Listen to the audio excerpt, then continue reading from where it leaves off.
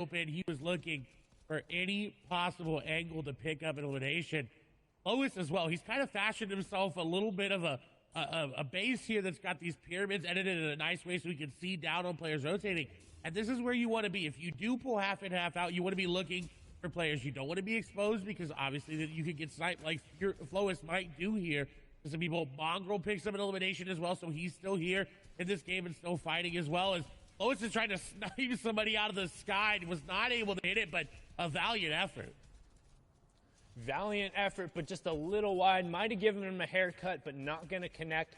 No Storm Surge tags in play there as we see Kami pick up a huge elim. Flois trying to get involved here, finds the first tack shot, gets the second onto Vadil, who had picked up Savage. So Savage, again, going down early, only picking up an elim and the 2 placement thresholds. 3 points for him there. As we continue through, we can see Flois and Scribs still in. Helix as well. Skite, one of the now veterans, and they call them boomers in the lobby. 3 players in EU are 20 years old, and that is the oldest players who are in the match. But Skite has been around and qualified for nearly every one of these finals. But we're hopping on board here with Quartz Froggy, who had an absurd, just absolutely gross run in heat number 2 to qualify himself. Pushed himself, I believe it was I think it was like 19 or 20 points in the final game to get here, but so far quiet on the day. No eliminations, but a decent loadout as we now transition into those fully moving zones, which means all the safe zones are outside, completely away from the current one, and everyone is going to have to move if they want to avoid that storm damage.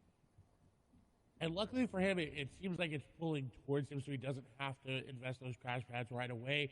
He can look for eliminations, as you see sitting in the code, allows him that opportunity to find these rotations as well. You see just bouncing away through the crash pads, doesn't have to worry about it. Squeeze is going to fall there in the feed. That's an important one to note there because we talked about it, we hyped him up, falling down before that 40th placement threshold as well. He's not going to end on a lot of points.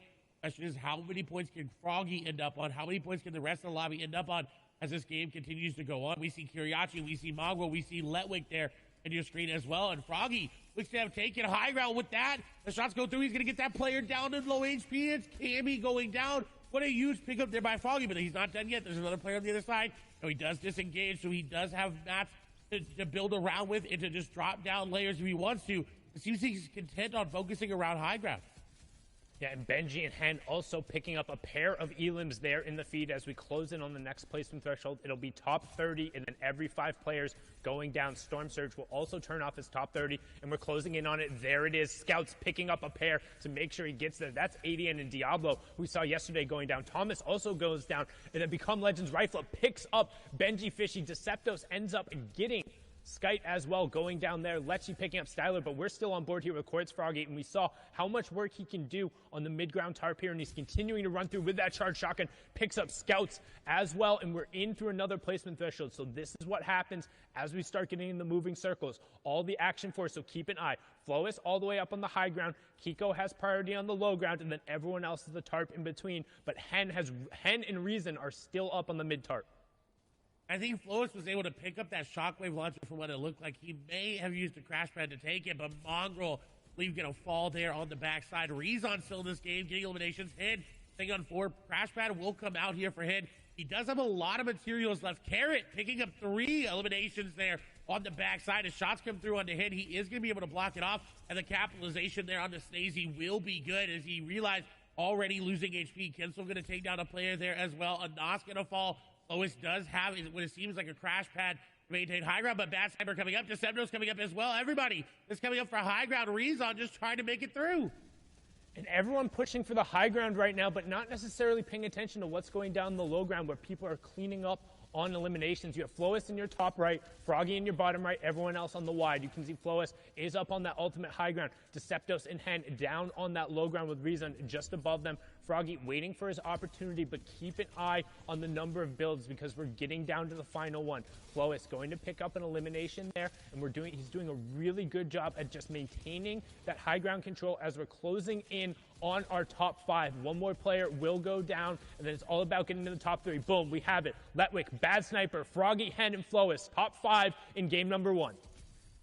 And Flois looking to close it out 4 eliminations, but Froggy down below, you cannot count him out yet. He is right there. If he takes down Flois from below, that'll be so huge for him because he will get that shockwave launcher, get that mat refresh, Ledwig's very, very low. More likely going to be edited down. The shots come through, but no, Flowis going to be one to take him down. Froggy gets down hit. In the meantime, 1v1 Froggy versus Flowis. The shockwave launcher up above.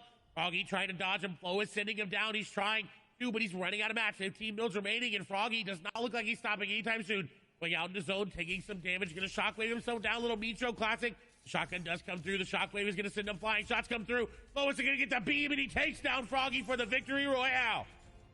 Really, really good job from Flowis executing on the top-down push with the mythic weaponry, but more importantly, showing the versatility of that shockwave launcher, launching himself down and then finding a gap to launch the opponent out, tracking him, and picking it up with the AR. Match number 1 is done. Fury Flowis taking home the victory royale, but we'll see where the leaderboard shakes out. We're going to toss it back on over to Zeke, Shio, and Balo.